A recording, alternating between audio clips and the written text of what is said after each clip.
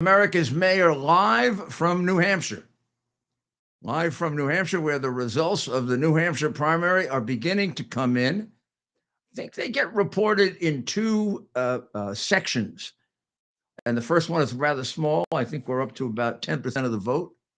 And it should be in a little while that we get a big, larger number of votes. And at this point, Trump has about a 9 to 10 point lead. It started at about 5, and it keeps growing with each addition of votes. Trump is at 54. Haley is at 45, really, if you round it off. So it's a 9.3, 9.4% lead. It would seem to me they're right at the breaking point. It's a very interesting place to start, because this is, to me, the point of no return for Haley. She's got to end up in, I think she's got to end up in fairly low single digits to remain in the race. But she'll probably make the argument in any single digit, I would think. However, if it goes above 9%, if it ends up at double digits or more, it's going to be really hard, particularly since the last poll in her own state, she's down by, well, they already have called the state for Trump, according to Associated Press. So Associated Press calls Trump the winner, and he has now a full 10% lead over Haley, which to me is the breaking point in terms of a very solid defeat of Nikki Haley, particularly looking at the next primary in Nevada, where she is not contesting it, which means Trump wins it in the next one in her own state, where she is losing by a much bigger margin than the polls had her losing this one. For Trump to equal the polls, he'd have to gain about another 5-6% on her. But right now, he's got really a hair under a 10% lead, 54.06 to 44.97. You round them off, that's 54 to 45. And that's with 17% only of the votes cast, and confident enough, obviously, in the exit polls as to the next 70 something percent of the vote coming in, 80% of the votes coming in, that they've already called it for Trump, which indicates that percentage they think is going to go up, or certainly going to remain the same. The question is, do we break any records tonight? And Mayor, as you can see here, they are now calling it the victory for Trump. The AP has called it. However, as you said, we should be watching closely the margin. Now, the margin has grown at every new contribution of votes. Each time a new group of votes come up, he goes up 1%. That last one, he went up 0.5%. The one that led to his being declared the winner in the state. The prediction by the Secretary of State here was that there'd be a record turnout. The record turnout right now, I think, is about 299,000 votes. That was in a Democratic primary. The biggest percentage turnout was in a primary I know very well in 2008. That was 54% turnout, and that was in 2008. The Secretary of State predicted that this would be a record turnout, and he picked a number, 322,000. He kind of backed off that a little. That is Dr. Maria calling in. He kind of backed off that a little when Vivek and DeSantis dropped out, because a lot of his predictions were premised on the DeSantis candidacy and the Ramaswamy candidacy, which would have made a difference in terms of turnout. So we'll have to see how far off he is of that. Now, some of the basics. There are about 268,000 Republicans in the state, but there are 344,000 unaffiliated voters. Trump, in the last CNN poll, which is the weakest Trump poll, so this would be the bottom line percentage, was predicted to get about 65 to 68% of the Republican vote.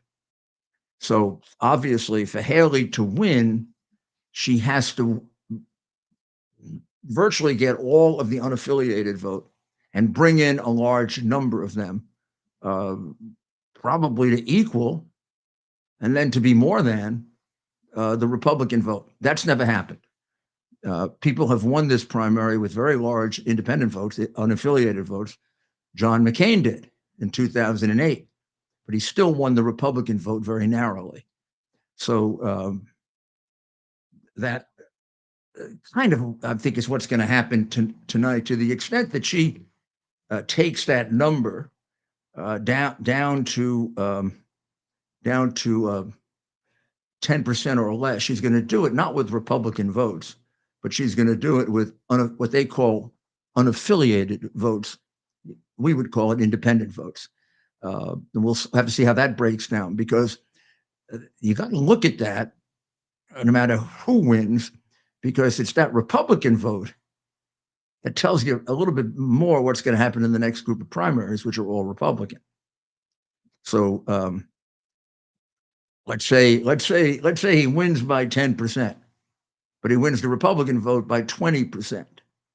Well, that's more likely the way he's going to win other Republican primaries, by 20%, because most states do not allow independents or unaffiliated to vote in the party primary. This state does. The last time I looked, Biden was at a similar percentage, about 50% of write-in votes, against two people that nobody knows. Now, I don't think there were very many of those votes, but it looks like he's going to defeat as a write-in the two candidates on the ballot by a very, very substantial margin. Nothing like Obama's percentage, however, when he ran as an incumbent, where he got like 75 or 80%, but he was on the ballot, in fairness. So I don't know how much you can read into the Biden vote. When we were at one of the polling places today, Ted, I think you'll remember this, there seemed to be a lot of write-in Biden signs, more than you'd expect.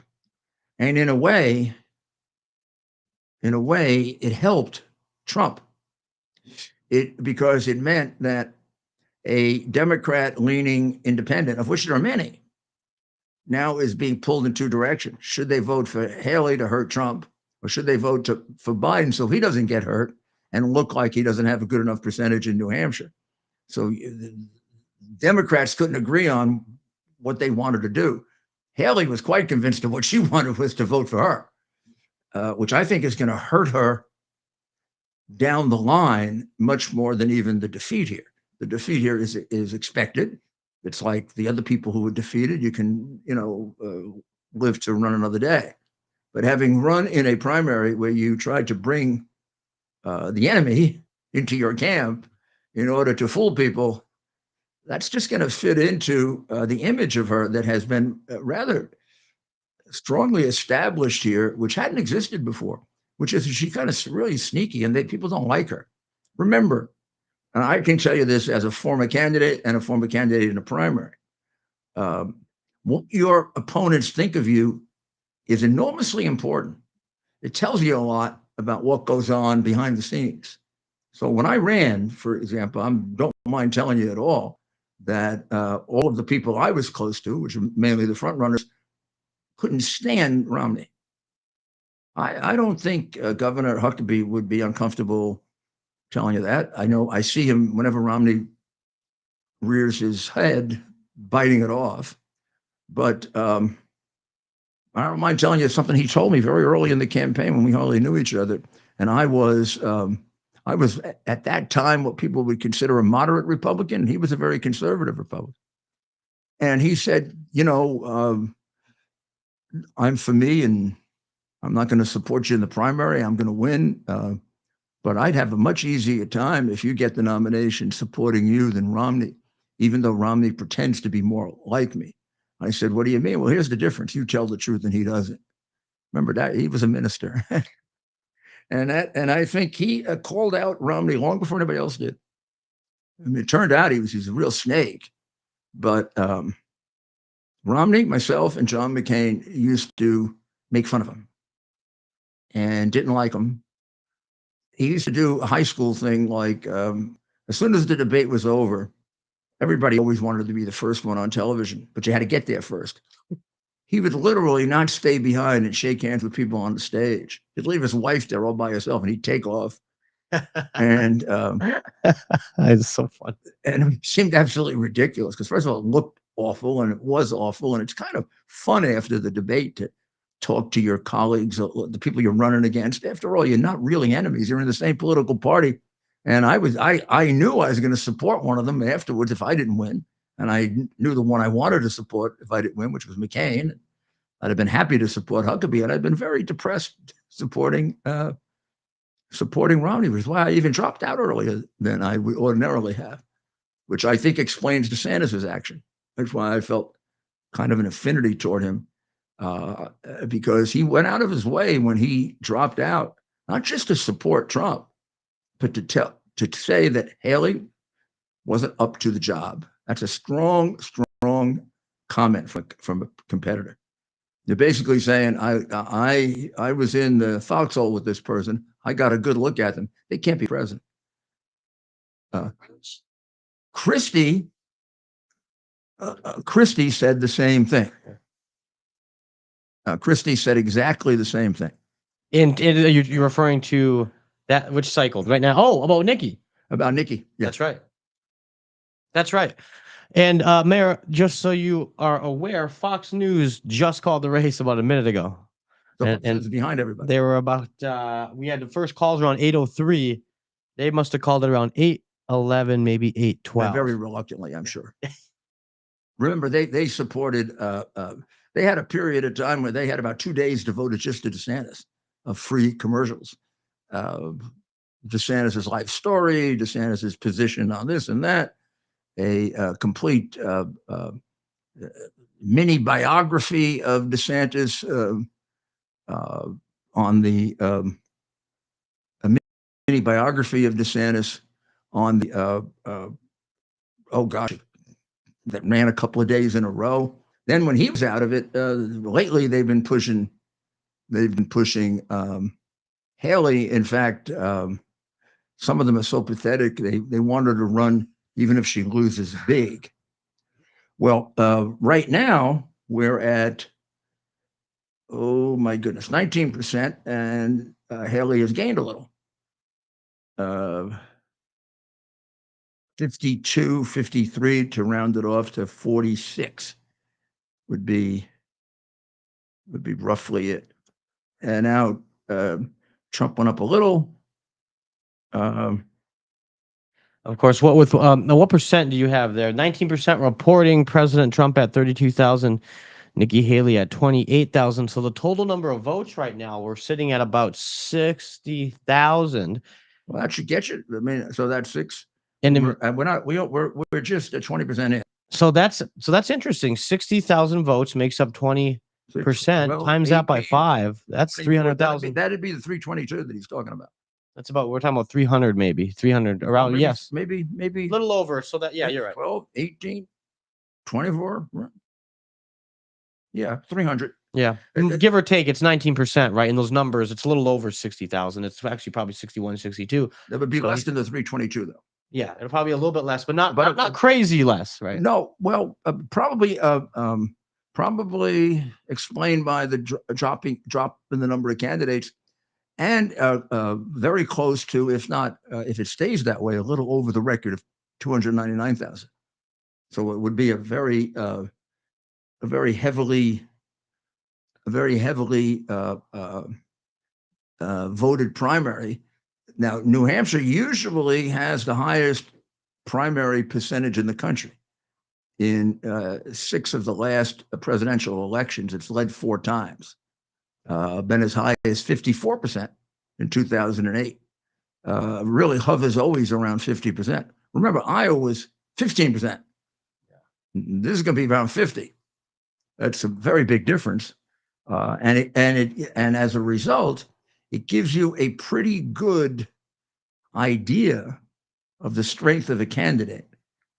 Trump right now has about a 7-point lead, 6 to 7 point lead, which would give Haley room to live to fight another day, if that ends up being the end result. There was a real debate here about turnout. The Secretary of State saying it'd be the highest ever, and then other experts, the usual experts on the New Hampshire primary, saying that it wasn't a very exciting primary, and therefore, first of all, there really was none on the Democrat side. They had to create whatever they're creating for Biden. No drama in it, and no expectation that either one of these two candidates could defeat him, even as a write-in. So the Democrats would contribute to depressing the primary. And then on the Republican side, the expectation that Trump was going to win. And even though Haley could try to bring in Democrats and excite them, and Trump could try to convince his voters, don't stay home, I'm going to win, that's never a great appeal. So that group of experts thought it wouldn't be much of a turnout. Looks like the people who said high turnout right now, it looks like they're going to prevail. Because you've got a total of 65,000 votes now with exactly 20% in, right? So you're going to hit around 300,000. But with 1/5 of the vote in, Trump is leading by, and I'll say it this way so we get an idea of, he's leading by only 8%. 6. That's just 6. Only, I'm sorry. Yep, 6%. By only 6%. That would interesting. Which is 20% reporting. What? So what, Mayor, and of course you have more experience than almost anybody when it comes to campaigns and elections. How are they comfortable calling it so early? Because either the rest of the vote is exactly like this or better. It's not going to be worse. I would seriously doubt it's going to get worse, or they wouldn't have called it. Mm-hmm. I mean, if this ends up being a 2 or 3 point election, they shouldn't have called it when they did. They have no way of calling it that way. They have to be looking at exit polls that tell them that the vote's going to remain that way or get better. So with and I do think they called it kind of early. I mean, I don't think it's fair to call an election based on exit polls. I mean, they're never absolutely accurate. They're like any other poll because they're a sample. Remember, they don't go ask every single person who voted, "Did you vote?" They do a profile of what they think the eventual turnout is going to be, and then they do enough voters in that profile to get an idea of what's going to happen. Now, is it generally more accurate than a regular poll? Yes. Have they been dreadfully wrong? Yes. They've been way off. In 2004, the exit polls would have given you Kerry as a president. And in fact, even Fox was insisting he was going to win when I knew he was going to lose. But their exit polls told him he was going to win. And they weren't anti-Bush then. They were anti-Kerry. They weren't doing that because of any bias. They were doing that because they have more confidence in their pollsters than they do in numbers, which is silly because exit polls, although more accurate than regular polls, can in fact be off.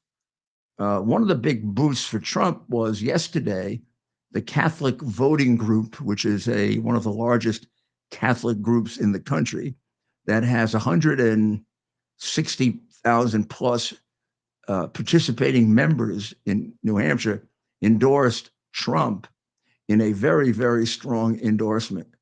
Not based on abortion, based on fighting to restore God to America. That he would be a much stronger person to reestablish religion as having an important place in the country and to fix an awful lot of the damage done by the Biden administration's attack on the free exercise of religion than any other candidate, in particular Haley, who was really the only candidate left. So that probably had to add something. And I think the way they ended the campaigns helped Trump. He ended on a note of unity with his opponents with him, endorsing him.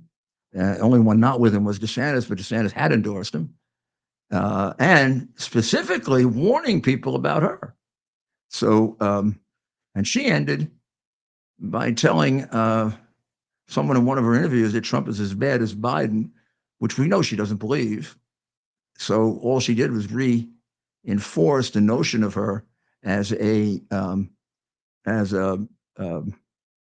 what will we say, less than forthright person.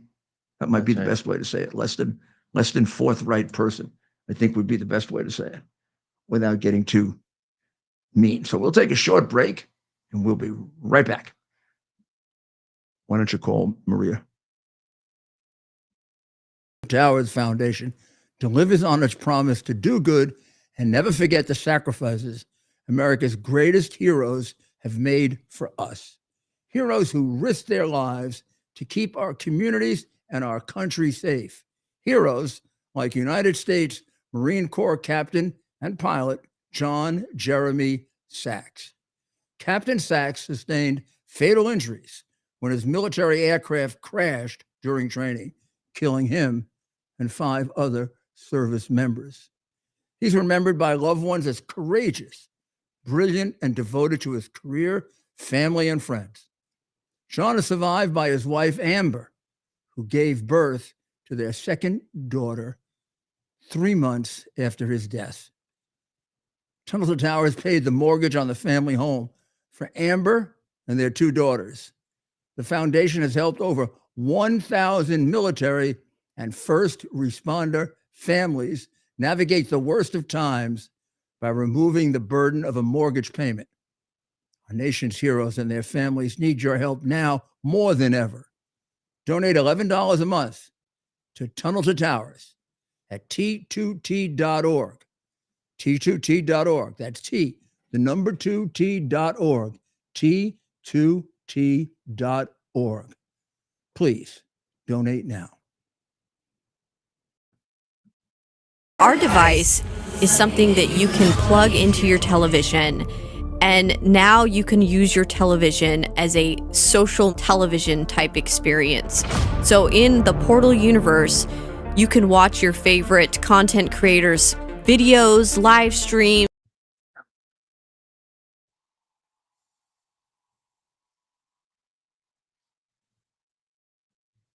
Well, I have news for all of them.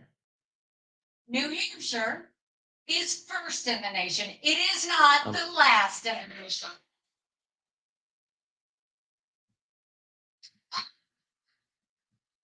This race is far from over. There are dozens of states left to go.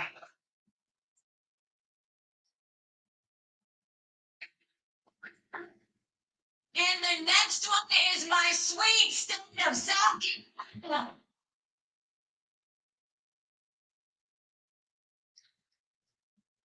At one point in this campaign, there were 14 of us running. And we were at 2% in the poll. Have it on, Ted. Good. Well, I'm a fighter. And I'm scrappy. And now we're the last one standing next to Donald Trump.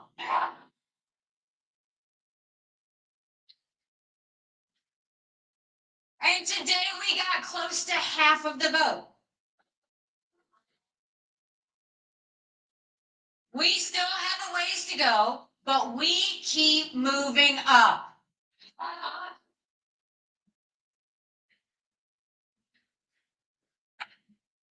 For a lot of people, politics is way too personal. It's not personal for me. I voted for Trump twice. Back to 9%. I was proud to serve America in his cabinet.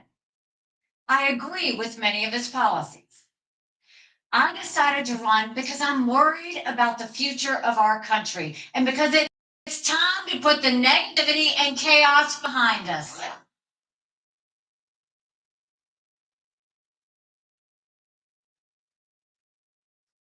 We have an economy that's crushing middle-class Americans. We have a border that is totally open and dangerous, creating a disaster in our country. We have schools that are failing too many of our children, and we have a world on fire with a war in Europe and the Middle East and a huge and growing threat from China. And then you look at Washington, D.C.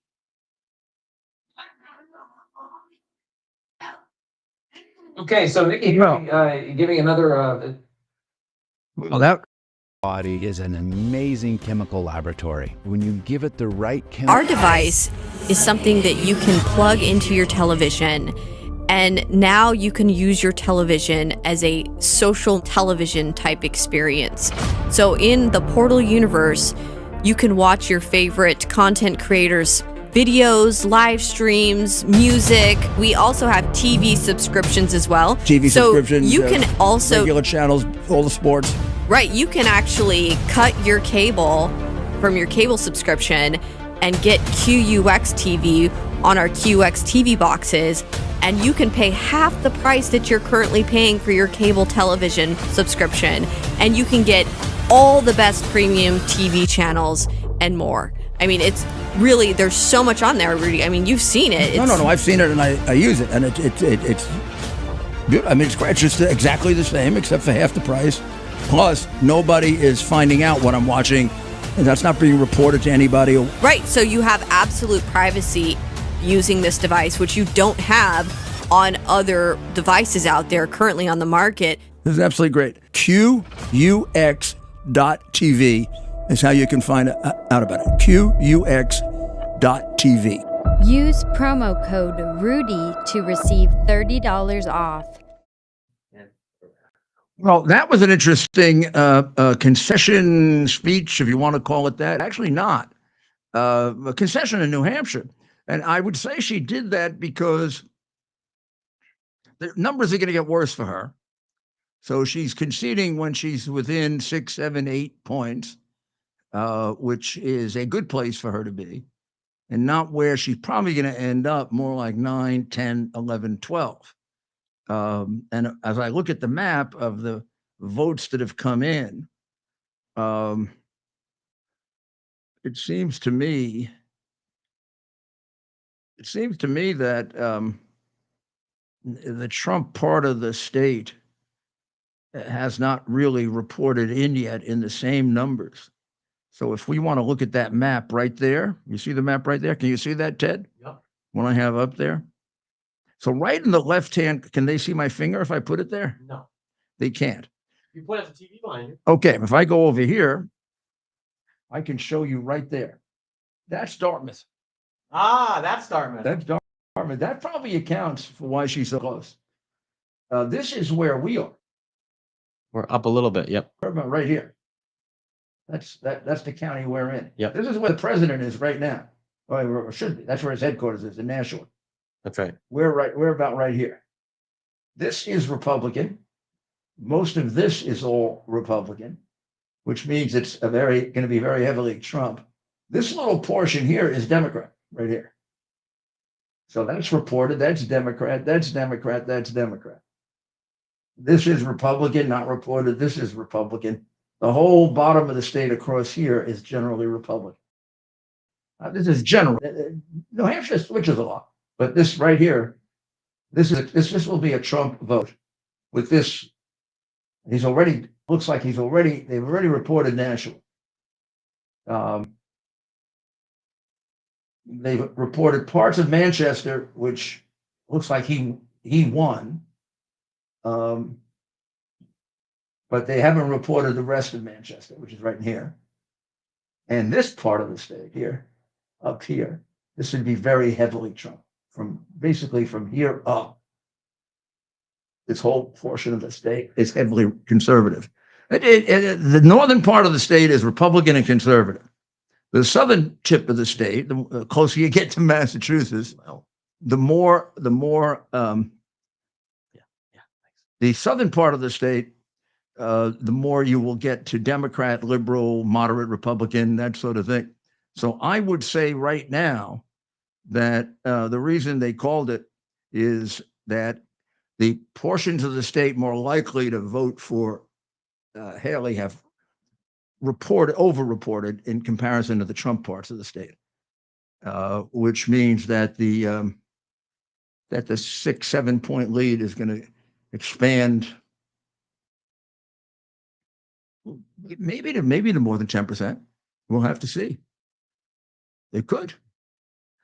So you think there's a chance that these early votes came in from places like Dartmouth? Well, they did. I mean, Dartmouth has definitely reported.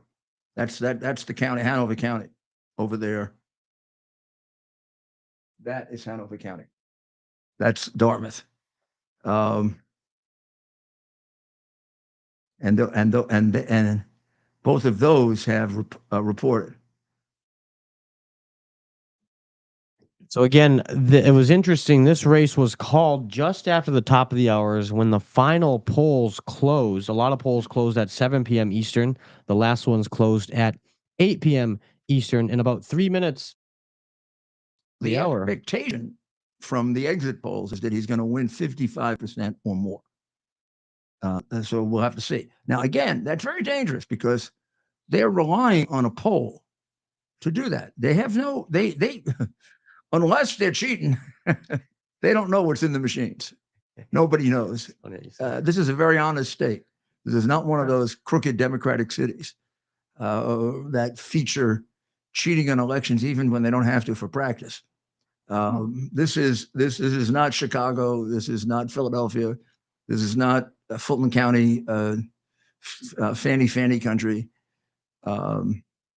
Because among other things, if you're crooked in one way, you're often crooked in the other, right? Did you ever think of that?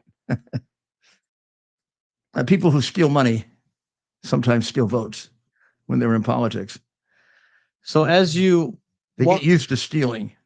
And of course, Mayor, New Hampshire's a unique state with their primary process. It appears that we did have a good number of independents and maybe even some Democrats who I know not this time around, they're not registered as a Democrat, but that makes it unique. So how much can Nikki Haley look into a 6-7 point margin coming out of here? I mean, that might excite her. For public purposes, a 6-7 point margin is good for her. Internally and realistically, what she should look at is she should look at the breakdown. What was the Republican vote? Because that's going to predict what happens in the future. She should look at this and she doesn't have to tell anybody. I mean, she's running, but she should look at this and say to herself, okay, let's say it gets to 55-45. That's sort of right at the margin of you really got beaten bad. But if she really got beaten by 10% more than that with the Republican vote, she's just fooling herself and everybody else to say she's close. If the Republican votes turned out to be what CNN predicted it would be, 67% for Trump, that's a wipeout.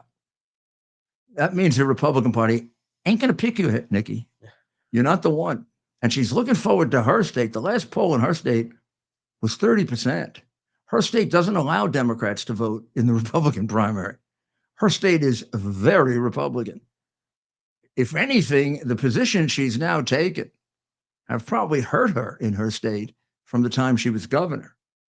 And it would seem to me that he is, from everything I know of South Carolina, he is much more popular in South Carolina than her.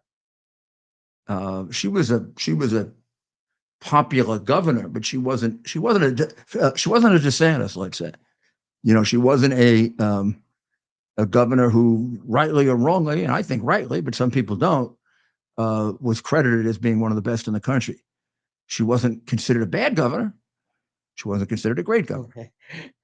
And I think she was, I don't remember how popular she was in her state, but I think she was okay. But right now, she's been running for quite some time, and somebody else is beating her by 30 points. So that has to tell you something about the people who know her best, right? And we'll have to see what happens with when the next big group of votes come in. We're up to 24% now, and it's still close. I mean, it's still 4, 5, 6, 6%. That would be a moral victory for her, but a deceptive one if the Republican margin is, let's say, double that. And I can tell you, looking at that map, that's probably going to happen. That's probably going to happen.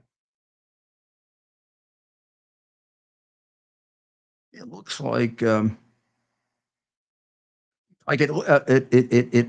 looks like Manchester has reported, which is the largest city in the state.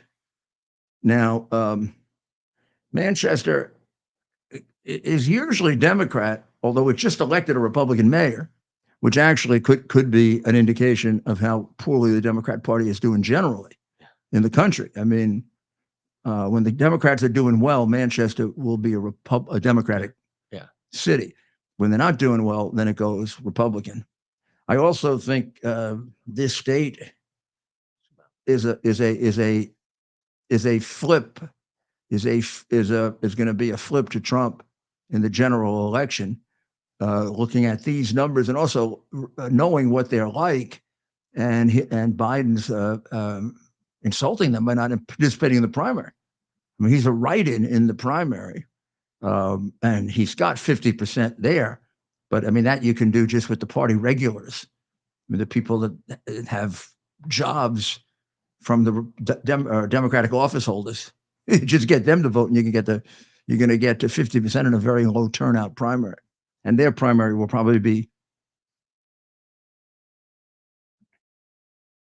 30% turnout, 20% turnout, 30% turnout, something like that. And it'll be interesting to see, Mayor, how Joe Biden does with his write-in campaign. Well, right now he's at 50.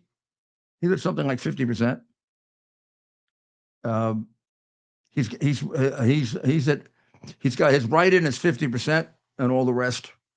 It might even be a little better than 50%. Okay. So, and of course, we saw a lot of. So it's interesting on the Democrat side, and that plays into what you were saying about the Republicans and specifically President Trump putting it in play. And will there be a backlash from some in the state for the way the Democrat Party is treating the state? Oh, I think that this state will be Republican unless something drastically changes. If the election were held right now, Trump would probably win it by 5, 6%. Also, looking at the exit polls, to the extent they were reported on television, the major issue by a lot is immigration. So that's an anti-Biden. I mean, nobody's voting for Biden on immigration, but unless they open borders. And believe me, New Hampshire is not an open border state.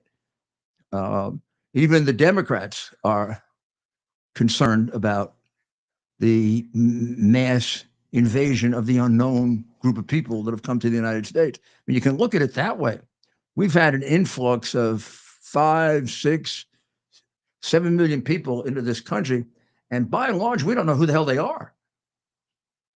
There's no guarantee they're good people or bad people. So when there's no guarantee they're good or bad, you got to assume the worst, don't you, to protect yourself? And when you consider that that the cartels have literally the Mexican cartels have a lot more to do with who's in this country than the United States Immigration Service. They know more about the people coming in than we do. The only thing we find out later on is how many have been increased and put on our terror watch list.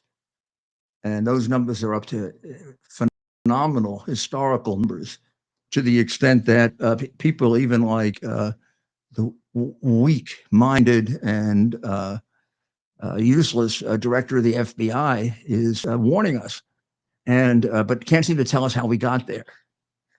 I mean, when he was before Congress, he gave them every warning possible to take pressure off themselves that there'll be an attack. But then when asked, isn't it because of the open border? That's the answer he gave. It's not about that. I'm just a flunky of the Democrats. And remember, I'm the guy who concealed the hard drive. What the hell, you think I'm going to tell you the truth?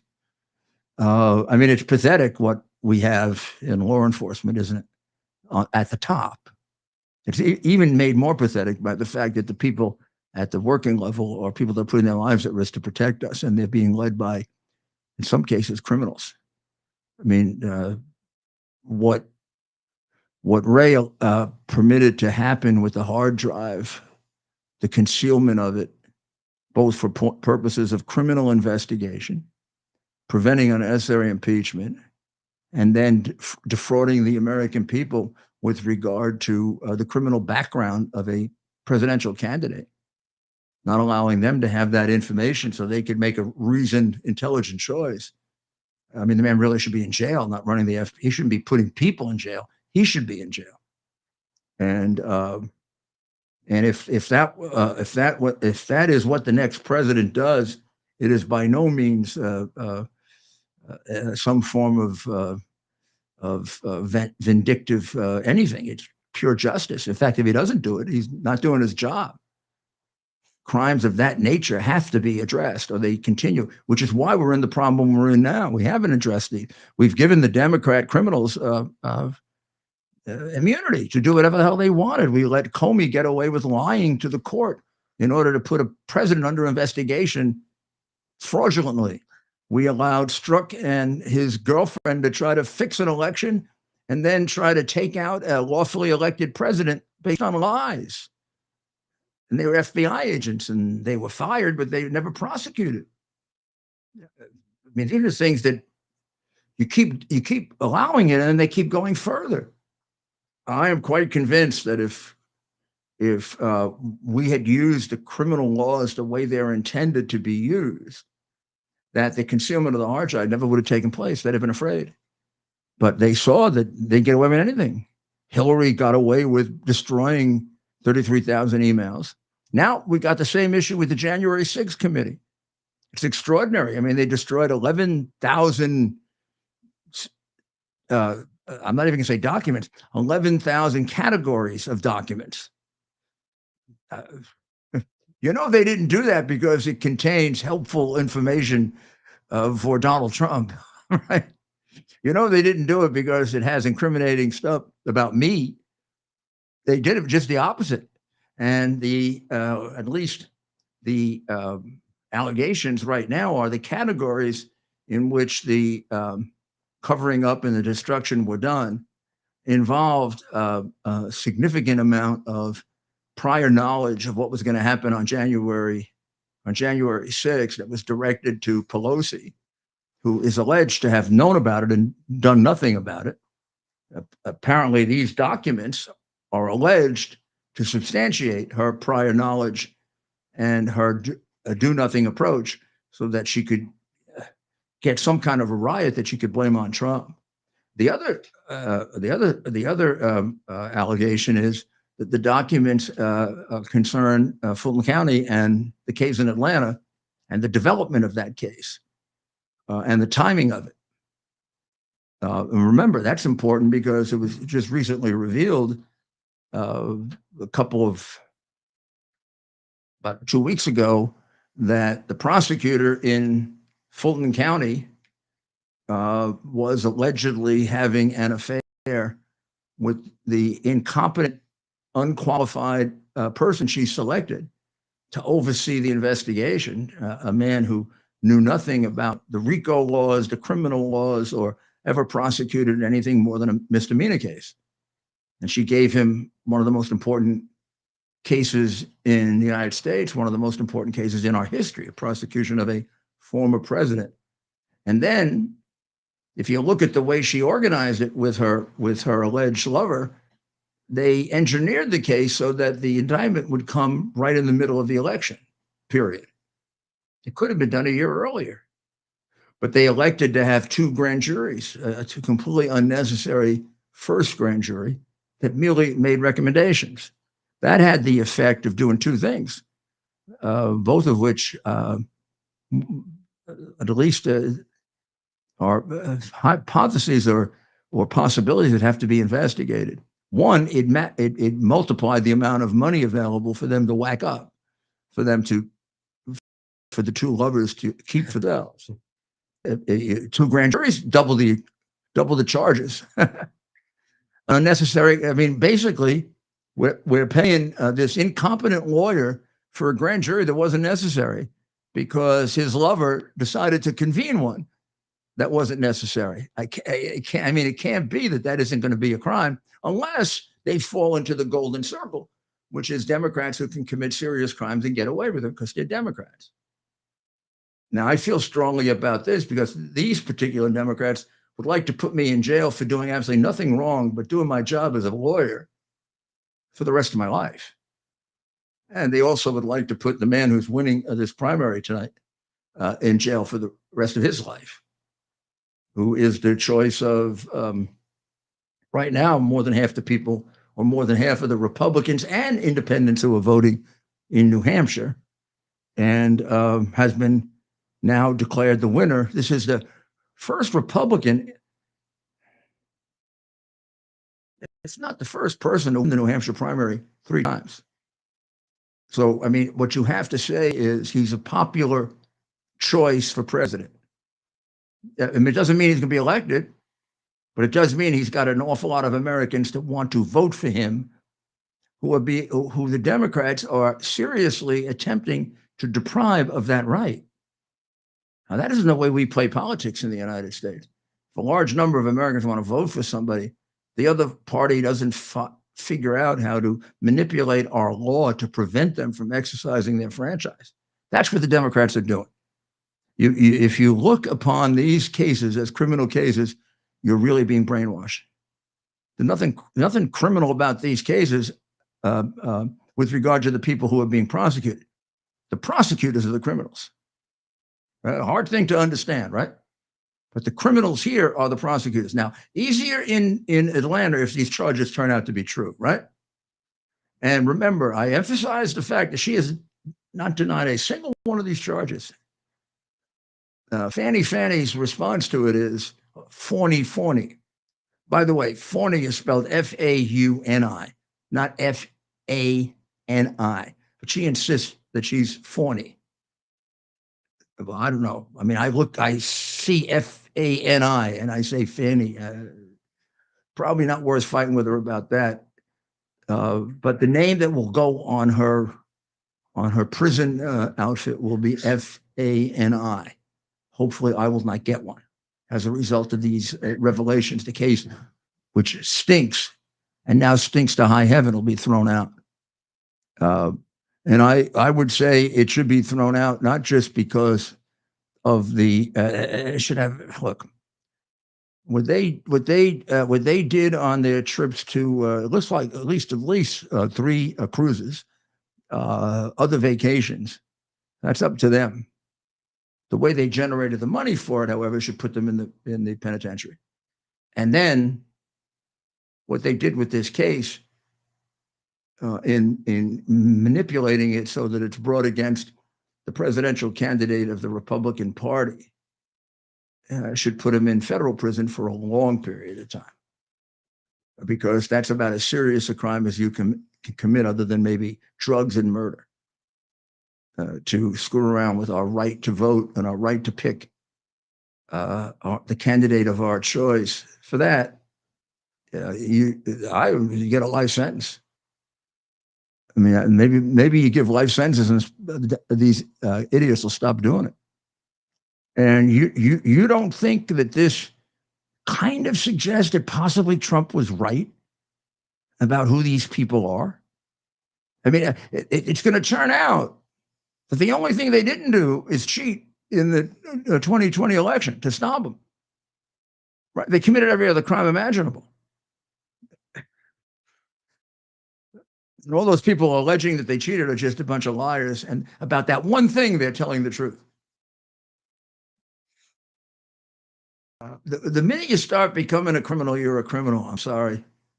If you're going to steal money, if they put votes in front of you and you got to steal it so you continue to steal money, you steal the votes. And that's what's going on here.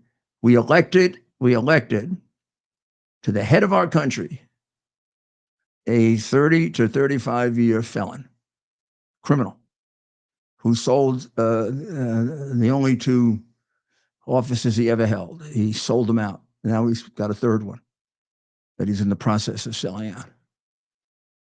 And shamefully, we were stupid enough to vote for him. Even without the hard drive, we should have been smart enough to realize who this man was. But he fooled us. They deliberately withheld information from us. As a result of that, lots of people died that didn't have to. It's much more serious than anybody can exaggerate it. Those people that died in Ukraine, they can blame it on the people who voted for Biden. That would not have happened if Trump had been reelected. Putin would not have gone into the Ukraine. Those people would be alive today. They'd be enjoying themselves. They'd be having a life. The consequences of cheating on an election can be fatal. In this case, they cause mass fatalities. Biden's dishonesty, his being compromised, and his imbecility have led to many, many needless deaths, both in the United States and abroad. I would say a reasonably competent president, not even Trump, and the fentanyl deaths would be half what they are. It does nothing to stop it. Nothing. That wire that the Supreme Court has said he can take down, that Governor Abbott put up to stop people from coming into Texas illegally, taking down that wire will mean more fentanyl deaths in the United States, which the Supreme Court has just contributed to. Now, Supreme Court was in a difficult position because legally the doctrine of federal preemption is very, very strong. I didn't look at the case carefully enough to give you a definitive opinion about it, but I can't tell you like I can about some of the other things that it was, from a legal analysis point of view, absolutely wrong. I can tell you from a public policy point of view, it was criminal. Abbott put that wire there to stop people from coming into his state who were committing crimes in his state, who were killing people in his state, who were killing people all throughout the United States with a president who does nothing about it but help them come in. The immigration crisis in our country is at the point where our country is being invaded, and our president is assisting in the invasion of our country. When these people who come in, who are all illegal, every single one of them is illegal. We should stop the nonsense of talking about them as, migrants, and they're illegal. Every single one of them that is, by and large, 9 out of 10 of them are falsely claiming asylum.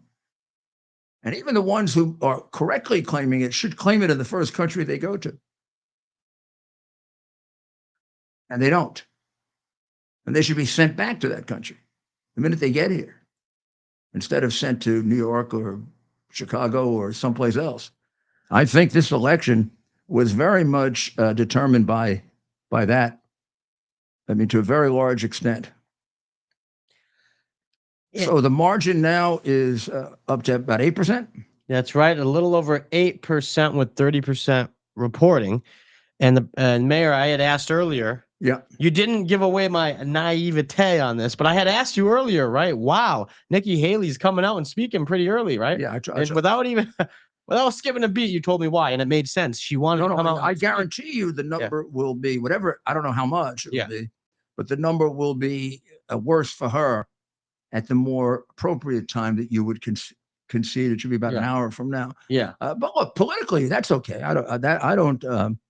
That's a smart thing to do. Yeah. So she did it because I respect her and her campaign for smart political decisions. What I don't respect him for is when she says things like Trump is as bad as Biden. Now, because I look, there are people that might think that. She doesn't. Yeah. She doesn't think that. There's no way. She said as much 1,000 times. Yeah. I know as a Republican, she doesn't believe that. Crazy. She's looking at you and she knows, and that she's lying. It's not an exaggeration. It's just a straight, flat out and out lie. And you know she's going to eat those words couple of weeks from now when she gets slaughtered in her home state. If she continues to remain in it.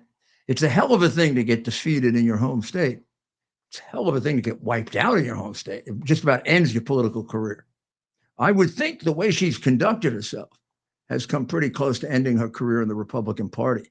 I would say we want to start thinking about 2028. She's got 60 to 70% of the party against her.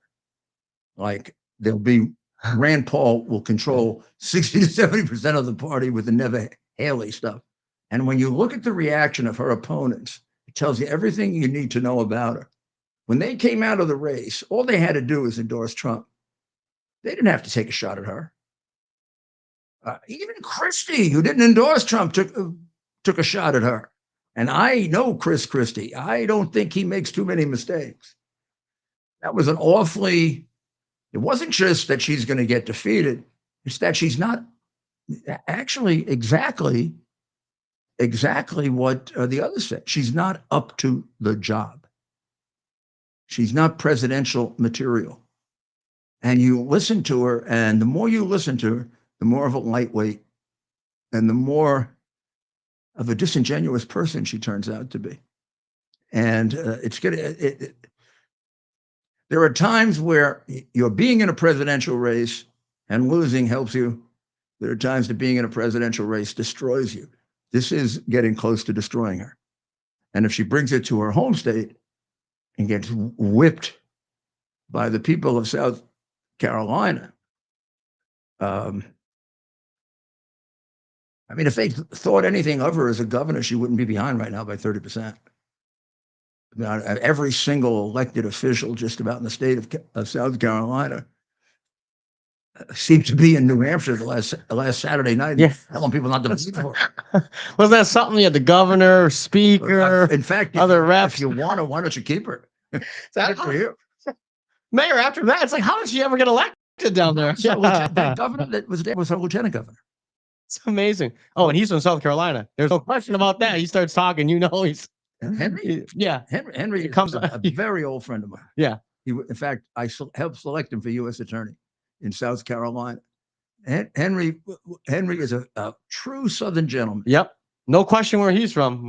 But you would really like him to tell you what he really thinks of Nikki Haley. and he certainly did.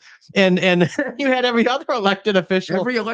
Every major line of every statewide official in the state. Not a good look. I think was there. And the state is 100% Republican. At least DeSantis had a good amount of support. He didn't have all his elected officials coming out. He had most of them, but and a lot of them waited.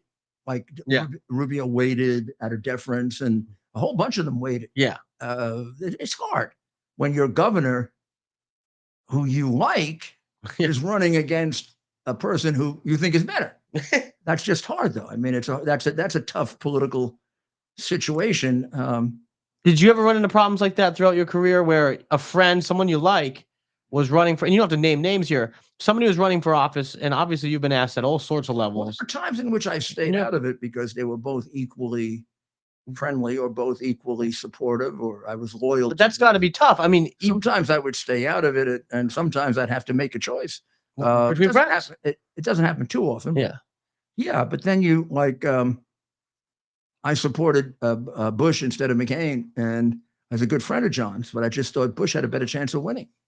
And it put a strain on our friendship for a while. But then when I refused to do a negative commercial against John in the New York primary, he called me up and he said, I should stop being so narrow about this. You really are quite a guy. And then we remained friends until he died. Despite his difficulties and Trump's difficulties with him, John was a personal friend. I probably campaigned for him in 2008 as hard as I did for Trump or for myself. And when I endorsed him, it was a real endorsement.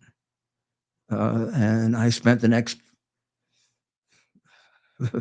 number of months supporting him. Probably went to 30 states for him.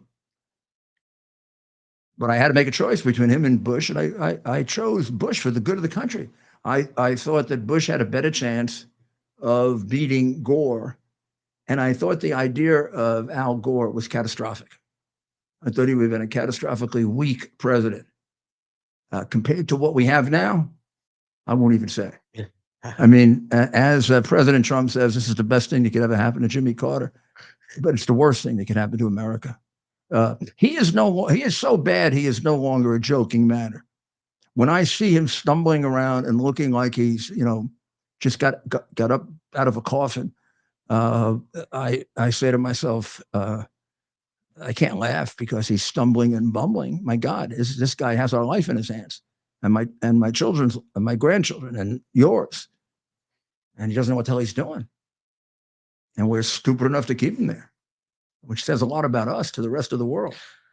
Well, why don't you let our audience know what we're doing here? Well, we're going to wrap up our show now, and we're going to go to Trump headquarters and we're invited to the party, and we're going to might as well have a little party. I mean, this is a big win. It's going to be bigger by the time the night is over, and it means the nomination is all but over, except in the mind of Nikki Haley. And she may come to her senses when she takes a good look at what's going to happen to her in South Carolina. But we'll see. She may have a agenda of her own. Her agenda does not seem to be a future in the Republican Party. So, again, thank you for joining us, and congratulations to President Trump, who will be the nominee of the Republican Party, God willing. And that seems to be the way it's aiming. And but I'll have for you tomorrow night. I'll get you the Republican totals here, because that'll give you a better idea of how to predict the future primaries. Well, thank you, and God bless you. God bless the people of Israel, which I wanted to talk about tonight. But, tonight was a big enough occasion where it should be devoted all to this. This is our future, after all. And this is an election that's more important than any other we've ever had. So God bless the people of Israel, and God bless America.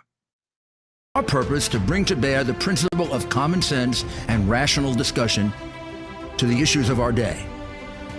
America was created at a time of great turmoil, tremendous disagreements, anger, hatred.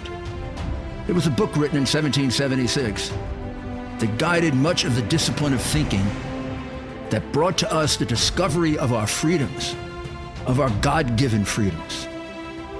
It was Thomas Paine's Common Sense, written in 1776, one of the first American bestsellers, in which Thomas Paine explained, by rational principles, the reason why these small colonies felt the necessity to separate from the Kingdom of Great Britain and the King of England. He explained their inherent desire for liberty, for freedom, freedom of religion, freedom of speech, the ability to select the people who govern them. And he explained it in ways that were understandable to all the people, not just the elite. Because the desire for freedom is universal. The desire for freedom adheres in the human mind, and it is part of the human soul. This is exactly the time we should consult our history. Look at what we've done in the past and see if we can't use it to help us now. We understand that our founders created the greatest country in the history of the world, the greatest democracy, the freest country, a country that has taken more people out of poverty than any country ever. All of us are so fortunate to be Americans. But a great deal of the reason for America's constant ability to self-improve is because we're able to reason, we're able to talk, we're able to analyze. We are